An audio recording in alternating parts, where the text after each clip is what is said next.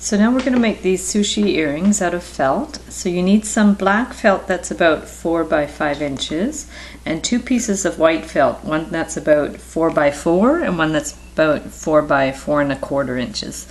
And so what you're going to do is place the white ones on the black one. You want to start about 1/4 inch from the edge there. You're going to pile them up, and then you're going to get a whole bunch of strips of colored felt.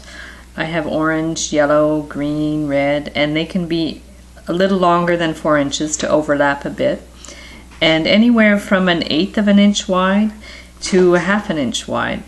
Okay, so I have all different colors, and the tricky part is when you roll it up, it's actually like rolling sushi, so you want to bring the black piece up and around and really tuck it in and to get it as tight as possible. So you're just going to keep pushing it in. That's why I don't make the rolls any longer than 4 inches long, because it's really hard to control. So you're going to roll it up like that, and then when you get to the end, you're going to have a little bit about 1/4 inch that's going to overlap with the black. And at that point, you're going to get one of these felting needles.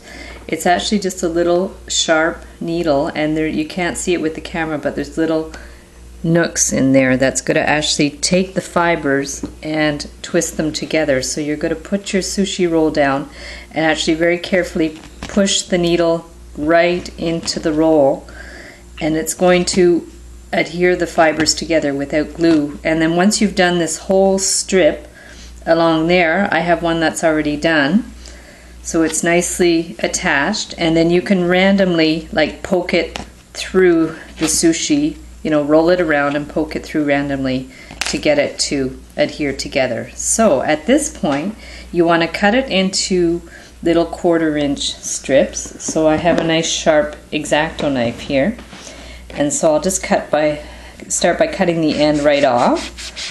Just like you would with a sushi, you're going to have a little end that you can't do much with, so you could just chuck that away, but you could actually see what it looks like in the inside. It's very cool. And then you're going to cut it into about 1/4 inch strips. Okay, so I'm just going to cut one like that so you can see. Okay, and then to make the earring, you want to get a piece of wire. It's about a 20 gauge wire, and you're going to cut the end on an angle so it's actually a little bit pointy. Okay, and it's going to be, you want it straight and pointy. And then on the other end, you could do a little loop. This is going to be to hold the beads, so you could do a little loop. You can start with one bead on there if you want to put a little bead on the end. This really has to be straight so it'll go straight through, so I'm going to reclip it a bit on an angle. Okay, and then you want to start where you've got the overlap of the black there, just to make 100% sure it's going to stay, and you're going to very carefully twist it back and forth. Okay, so it's going to go right through the sushi. You're going to twist it back and forth, right through there, right through there.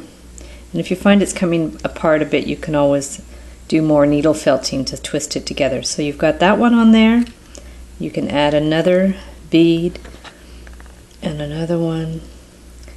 And then when you have as many beads as you want, you can actually clip the end to about 1/3 of an inch. And you're going to do a little loop.